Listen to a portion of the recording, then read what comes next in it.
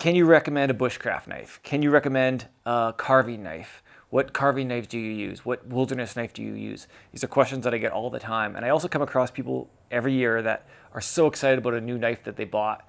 And I never have the heart to tell them in person that that wasn't a great choice based on the type of woodcraft or stuff that they want to do. Doesn't mean it's a bad knife. It just might not be the right blade for what they were hoping to do with it. And then they end up struggling trying to carve a spoon with a knife really designed for skinning an animal or gutting an animal. So I wanted to just do this video, explain all the different knives that I use, when I use them, and what to look for if you're buying yourself a knife.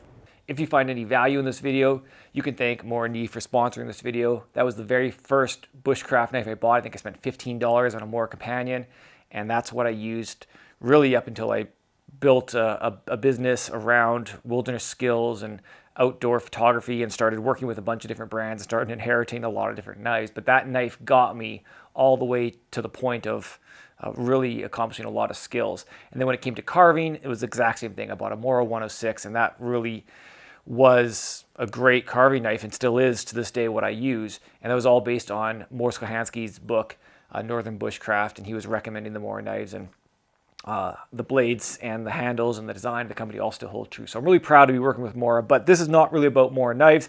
This is about a lot of different brands of knives, different profiles, different types of knives, so that you know what to look for. And it's not about brand, it's not about a certain model, it's about what you're looking for in a knife and what to look for in most particularly about an edge. Because ultimately, what is a knife? It is a sharp cutting edge, and there's different types of grinds that make it better or worse for different types of uses. So, if we want to go way back, a knife is nothing more than something sharp. This is made out of a piece of stone attached to a bone, lashed together with sinew. That is your basic knife. This knife has a serrated edge, which makes it really good for processing meat, cutting between the muscles and getting rid of all that tissue and breaking down an animal, as well as for cutting up meat for eating or cooking. So a really basic but incredibly smart tool that goes back thousands of years. A lot of people get caught up on a shape of a knife, and they think a little bit less about the edge profile. So what I really want to focus on is edge profile. And there's 4 main edge profiles that we see common in wilderness style knives. We'll start with the flat grind. The flat grind is exactly what it sounds like. It's a long flat edge. The main purpose there is to have as little resistance as possible in the blade so that it cuts through stuff nice and easy. The downside to the flat grind is that that long flat edge could be easily damaged if you're doing any kind of prying or hard batoning or any kind of work like that. So it is an edge that you need to be a little bit more careful with. The Nesmuk style knife is designed to be that one knife does everything. And so his knife design has a flat grind, still a thicker spine, so it does allow you to do some woodcraft. I don't know if I would baton with it. You certainly probably could, but you're going to reduce that edge a lot quicker than you would if you had like a scandi grind knife, which we'll talk about in a bit. But as far as a meat processing, wild game, gutting, you can choke up on this knife and still do all your field dressing, cutting up food, basically everything you need, kind of an all-in-one knife design. So that's a flat grind. The next profile I want to talk about is called a convex. Convex is what is used on axes. It's when the blade is slightly curved out. So it comes down and then curves in. It's not a straight grind, it's kind of rounded. And this makes a very strong edge. So the pros with this style of edge is that it's just really robust and durable. The downside is that you don't have much control, so I wouldn't want to do any fine woodcraft type work with it. It's going to just kind of move around a little bit on you rather than give you a nice edge to use as a reference point. And it's a little trickier to sharpen because of that convex. If you want to try to keep that same edge profile, it's a little trickier to sharpen that evenly. But it is relatively easy just to keep honing up. So I don't know if I'd consider sharpening a real downside because you don't need to keep that edge exactly the same every time. It can fluctuate and change. So yeah, really robust edge for hard labor type work. So the opposite of convex is called a hollow grind, and that's more of a concave. And that's when the bevel is actually curved in. So this would be done on a round grindstone. And what this does is give you a really nice sharp edge. So really nice for slicing meat and making really sharp cuts. Because of that thin edge profile, it's also quite fragile. So again, not something that you want to be hard on and beat. I wouldn't go out and buy a hollow grind knife if you plan to do bushcraft and woodcraft type stuff. I wouldn't really call this a bushcraft blade. And lastly, my favorite, which is the scandi grind. I do a lot of woodcraft and bushcraft, and if I'm going camping, I'm always making little apparatuses to hang pots, I'm carving sticks, I'm making tent pegs, and the scandi grind, I find, just allows me to have the most control in woodcraft. All my carving knives are also scandi grind, so I can register that flat edge against my wood surface and do nice, smooth, even cuts. My knife isn't moving around at all. I have a nice reference point on the cut. It's very easy to sharpen because you're just keeping that exact same edge profile every single time. You don't need to worry about any secondary bevels or any curves or convex or hollow grind. It's just a very flat edge on both sides. And unlike the flat grind that is a longer grind, the scandi grind is normally between 20 and 30 degrees, so it's a bit of a more aggressive bevel, and that also keeps it really strong for bushcraft type skills and wood processing. The downside of the scandi grind being that because of that wider bevel, it doesn't cut through meat as easy as something like a flat grind. So it's not something you want to be using for chopping carrots, although it absolutely works. What will happen is your carrots, instead of just being in a nice line or whatever you're chopping, instead of just kind of slicing through and there'll be a nice row like you see the chefs doing, they're probably just going to go flying out because of that pressure of the edge is going to be pushing it away. So although doable, maybe not as elegant and refined as a flat edge. But I tend to use a scandi grind because I'd rather have a little bit of discomfort cutting up my picnic and my meals than having my woodwork be sloppy. If I were to use something like this as my primary knife, yeah, I'm going to cut up that sausage and whatever snacks we have nice and tidy, maybe process game nice and tidy, but I'm not going to be able to do the woodcraft that I want to do. And if I am in the situation where I plan to do any butchering or field dressing or any of that kind of stuff, I'm going to be packing a special knife for that situation because those happen maybe once a year for me, if I'm lucky, versus going out and doing campcraft is something I'm doing all the time. So for me, it's the scandi grind 9 times out of 10. So those are the 4 main edge profiles that you're going to find in wilderness style knives. So just to recap, the flat grind, great for processing food. The convex, great for brute work, chopping, anything where you just want to be real aggressive with the knife. The hollow grind, where you want a nice thin, smooth slice, and you want to be a little bit more delicate with the blade. And then the scandi grind for any kind of woodcraft, woodworking, bushcraft type stuff. This would be my recommendation. So now we're just going to go over a few of these knives and just kind of tell you a little bit about the knife shape and what to look for. Morris Kohansky said in his book that the knife blade should be about the length of your palm. That seems to be about right for me as well. That being, this is a carving knife, so that might be a little short, but it's also got the thinner blade, so it's not going to be as strong, but you want a thinner blade, and ideally one that even tapers to the end for really refined cuts and getting into tight corners. So the smaller the blade, the more accurate and detailed work you're going to be able to do, and the bigger the blade, the bigger wood you're going to be able to process. So with something like the Garber Grand, you're chopping through big chunks of firewood. You certainly wouldn't want to do that with this knife. The other main reason is that this knife has a rat tail tang, meaning that the blade itself is smaller and just sits within this wooden handle, whereas something like that, you got a full solid tang that goes all the way through the whole handle, and that's solid steel the whole way through, like that, where you can see that the blade goes through the whole handle, and you don't have to worry about breaking that knife. It's very robust. Shorter blade like this is great for choking up on if you are wanting to do any field dressing, you want to get under the skin, you don't want to cut any of the internal organs or anything like that, you want to put your finger over that tip so you don't actually cut something you don't want, get it under the skin and slice through. And being a little neck knife, something like that, it's quite light, and being a flat grind, it's going to cut through meat and let you do all that little detailed work that you want to do. There are knives that are kind of like a combination of the two. One of the most clever knife profiles that I've come across is the Canspool by Warren Neve, and it kind of uses two different blades in one. And this is the knife I took on my butchering course that I did this summer.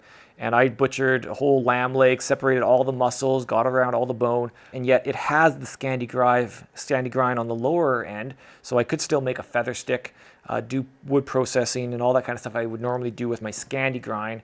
But I also have that kind of secondary bevel on a flat grind for more detailed field dressing, meat processing stuff as well. So the other thing I notice is that this blade is so thin at the end that there's a little bit of flex in there. So when you get along a bone, you have that sensitivity to feel what you're doing. You can feel what that edge is touching with the blade itself, and that transmits through the blade and through the handle.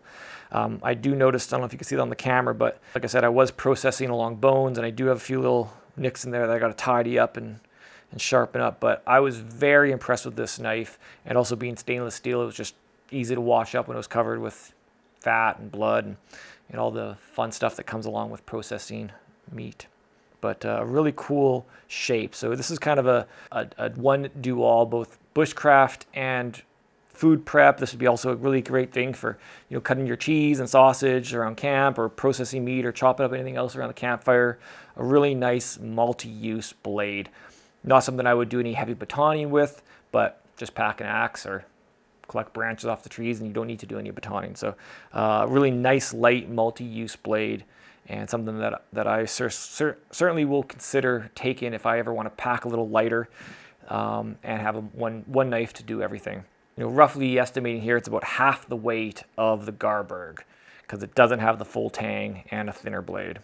So similar in shape, half the weight, twice the use, not the robustness of the Garberg, but definitely the delicacy of a butchering knife. So another factor you're going to want to consider is if you want stainless steel or carbon. I was always told that the carbon steel allows you to get a sharper edge and holds that edge longer. Potentially more brittle, could chip, could break, but if you really want a nice, long-lasting, sharp edge, go carbon.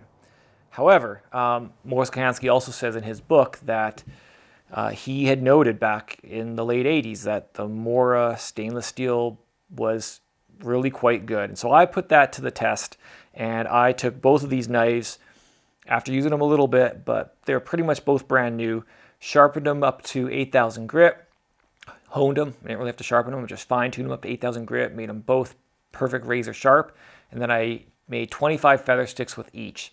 And I really can't notice the difference between either one. And to be honest, I found myself having more success with the stainless steel over the carbon. And that's not to say that the stainless steel is better than carbon. Maybe this one just had a little bit of bad luck. I don't know why it wasn't feeling as good as the stainless steel, but that experiment has converted me, because with stainless steel, you don't need to worry about it rusting. And it's just a great camp knife. If you're just, you know, doing dishes, camping late, cooking late, just kind of don't have a chance to wipe and oil your knife at the end of the night, stainless steel is a great choice.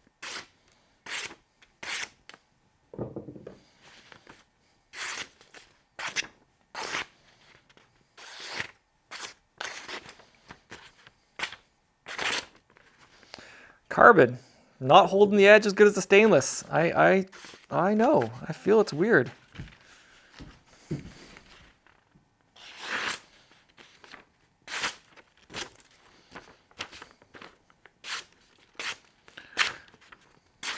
Stainless.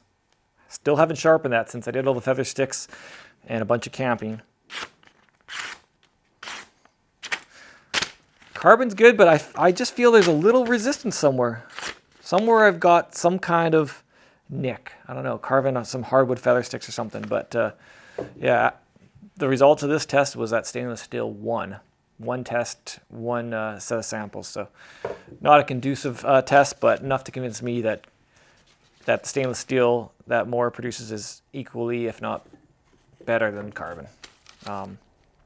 Not all carbon is equal. That's a very general term, but at least when you're buying a Mora, don't hesitate against stainless steel. For those that are diehard carbons, there's certainly a carbon option as well, and it comes with this black coating on it, so protect it a little bit better from rusting out on you over time.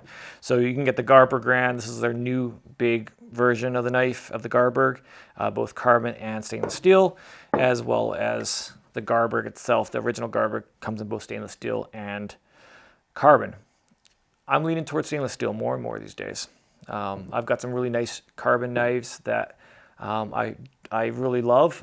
When it comes to my woodcraft knives, I still feel like I am a carbon guy because I have the time and the situations to keep them clean, keep them dry, and take good care of them. But when it comes to just going camping, it's just a lot less to worry about having a stainless steel knife, knowing that it can do the job absolutely perfect. The other big factor you're going to want to consider is the size of the knife. Do you need something that looks like that? Or can you get the job done with something that looks like that? For a long time, even going camping and doing bushcraft, this is all I took. I felt like there was no need to have a bigger knife than that. I always carried an axe, and so this did all my woodcraft, food prep, everything I needed was just a Mora 1/6, and these used to be, I don't know, $30. Maybe they're more like $50 Canadian now, but for a low price, an incredible blade that does almost everything you need. If you do want to do more heavier duty bushcraft, batoning, making campcraft type stuff, going up to a full tang knife is recommended. You don't really want a full baton anything without a full tang where the blade goes all the way through the handle. But that to me is kind of like the sweet spot in knife length. This was a knife that I really liked. I love the birch handle, but it isn't a full tang, and I noticed something's coming loose in there. So I don't know what happened. I don't remember doing anything that damaged. Maybe the wood just kind of shrank. So something like that, where that's a knife tang inside of a metal frame, might not be the best design. I'd much prefer something like this, where it's a full tang that goes through the whole blade, and it's one solid piece, and there isn't much that can go wrong.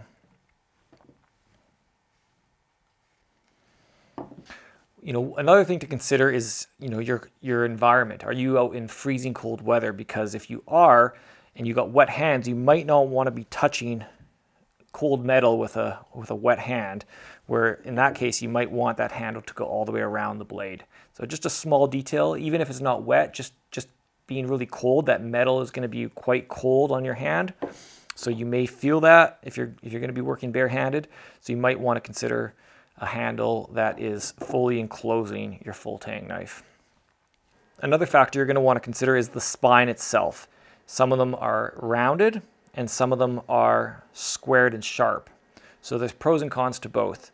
When it comes to carving knives, I want it rounded because my thumb is often on the back of the blade and I'm pushing through, or I'm holding it like this, and I don't want that edge, that spine, to be sharp, cutting against my finger or my thumb. I do a lot of prying, like in that kind of position. But you don't have that as a tool if it's rounded. So on something like this, you can even see it's worn away here, where I'm scraping fat wood, I'm scraping birch bark, I'm scraping cedar. I can use this almost as like a little draw knife, where I grab it by the blade and the handle and I'm scraping to make tinder. That sharp edge allows you to actually use that as a tool, so you're not damaging your knife edge, and you're actually using your spine as a secondary tool. It also allows you to spark a ferro rod. So if you want to be able to have a knife that can spark a ferro rod, you want to have a sharp spine. Another thing you're going to want to consider is how that handle feels in your hand and what your priority is. These Garber Grand and Garber handles are very grippy, but after carving 50 feather sticks, I could start to feel some of the hot spots.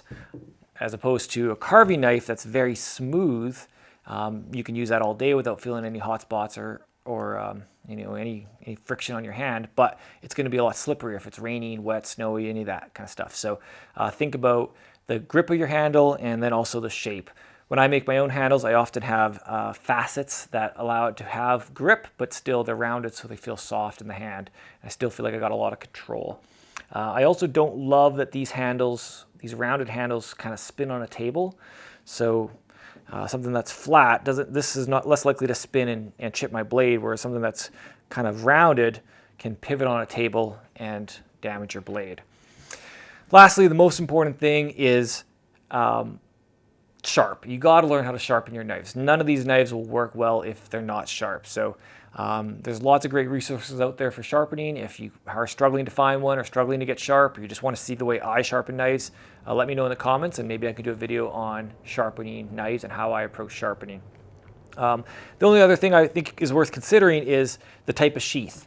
So in the wintertime, when I've got a longer coat, I like a sheath that has a dangler, and so my knife sits down below my jacket, so it's hanging on my belt, but it's set down a little bit, as opposed to something like this where it's going through my belt and it's up higher. So maybe in the summertime I'm using a sheath that sits higher on my belt, and the wintertime I want it to dangle a little bit lower. As you can see, when I get asked, what knife do you recommend, it's a lot to type out, an Instagram DM. So hopefully this video helps some of you get a better idea of the different styles of knives, what the pros and cons are, and can make a better, more informed decision for yourself. So thanks so much for watching. Again, thanks to Mora. They just released the Garberg Grand. If you're interested in a big, beefy, robust knife, check out the Garberg Grand, but all of their knives are great. I highly recommend them. I don't think there's a better value out there in knives, so I'm so proud to be working with Mora, and thank you for sponsoring this video. If you've got any questions, leave them in the comments. I'll be happy to help you out.